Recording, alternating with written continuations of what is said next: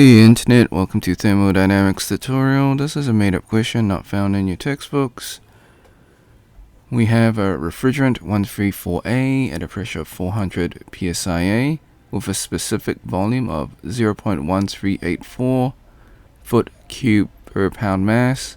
We want to find the temperature using ideal gas law, generalized compressibility chart, and property tables, so the thermodynamic property tables. Step 1, draw your free body diagram, your FBD. This will help you visualize the problem. Step 2, list all the given variables, find the unknown. Step 3, find the temperature for ideal gas formula. So T is equal to PV divided by R. So T is your ideal temperature, P is the pressure, and little v is your specific volume, R is your gas constant. Step 4, find the gas constant of R-134a. You can Google search this or use your textbooks. It will be 0.1052 psia foot cube per pound mass Rankine.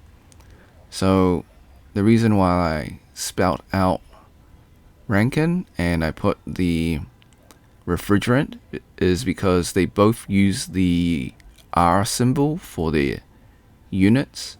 So students always get confused, why is there two R's? So I fully spelt it out and I put the refrigerant so students don't get confused. Step 5. Find the ideal gas temperature for the ideal gas method. So we're just going to plug and play. So we found our gas constant. The pressure and specific volume is given in the question. So our ideal temperature is 526.2357 Rankine. So the temperature is absolute because it's an ideal gas.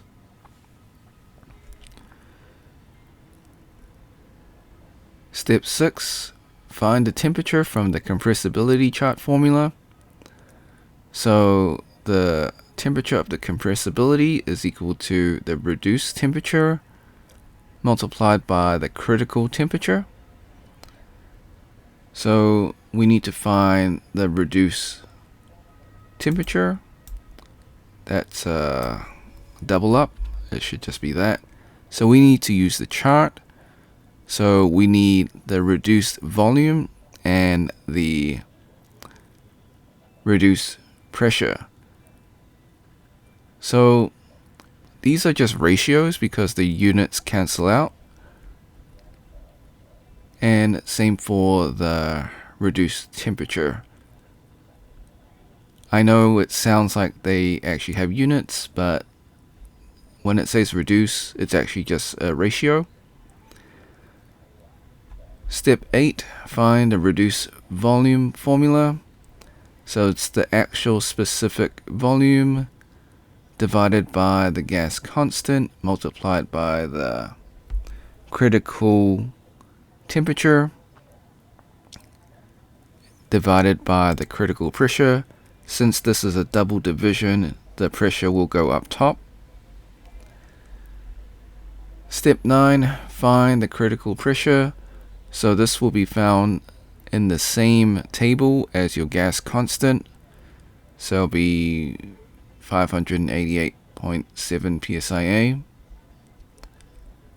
Step 10, find the critical temperature. Once again, it's in the same chart.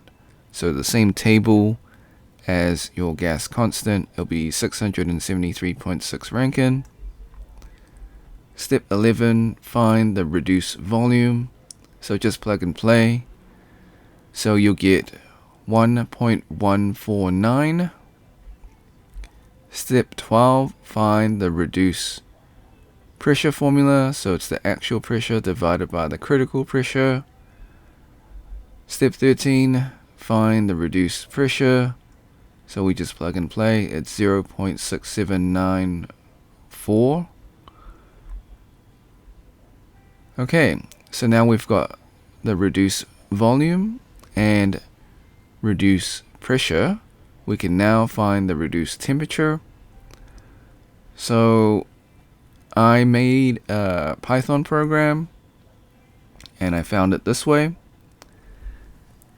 If you got the PDF or the physical textbook, you can go to your compressibility chart at the back and you can line it up and find your reduced temperature that way.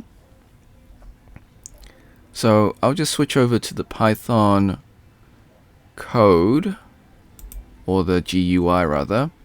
So do excuse the GUI, it's roughly coded, so it's not very good looking. I will repair it after this video. So what you're looking here is a mess. I do apologize, but basically the curved lines is your reduced pressure, and the blue line is your reduce volume. Orange is the intersection. Okay, so don't worry about the waveforms. That is just me being bad at coding. It should actually be smooth. Alright, so on the left hand side, this is more clear. So it is 1.0498.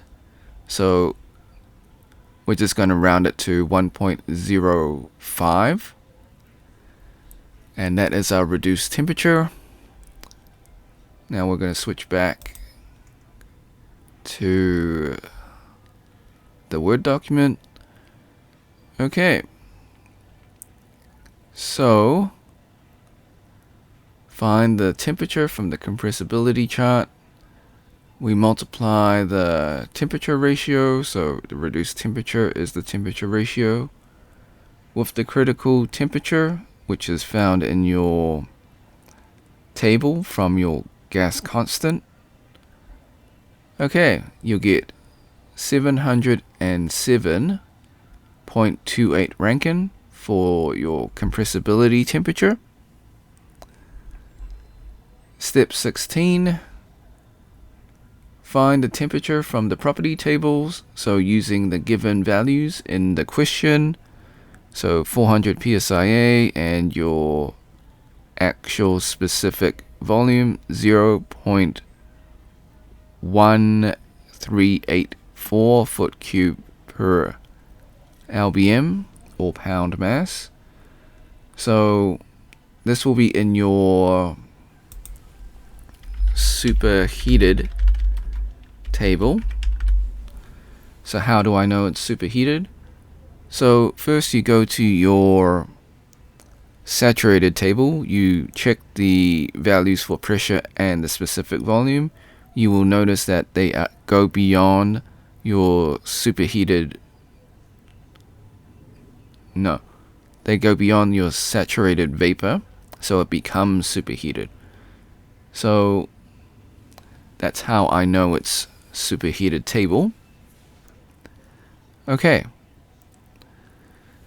So once you're in your superheated table, you line those two values up, and then you head to the left hand side of your superheated table to find the temperature. So it'll be 240 degrees Fahrenheit. You want it to be in absolute, just for consistency. So you add 460, you get 700 Rankine.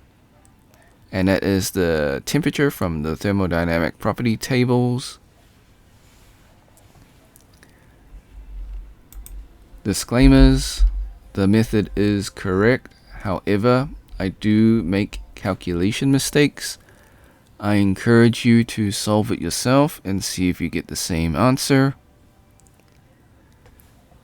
Now, before we leave, I highly encourage you to save this video onto your PC just in case this video or channel gets taken down. While I follow copyright laws, sometimes things happen.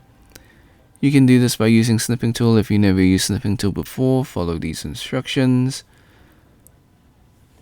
If you're on a Mac, use the Mac equivalent of Snipping Tool. Click on the icon in your taskbar. If it's not there, go to your Windows search, type in Snipping Tool, open up the program. Click on Video option, click on New. Left click and drag the rectangle to cover the YouTube screen. This is just an example. Hit the start button in Snipping Tool, wait for the countdown, hit the replay button on YouTube, let the video finish. Hit the red square in Snipping Tool to stop recording and then save your video. Thanks for watching. Hope you had a great day. Be sure to like and subscribe. Share with your friends, because this is a made-up question, so they probably won't be able to find it. If you got questions, comments, or if you find a mistake in the video, leave it in the comment section. I'll get back to you as soon as possible. If you want to support me, become a member or drop a super thanks. Until next time, see ya.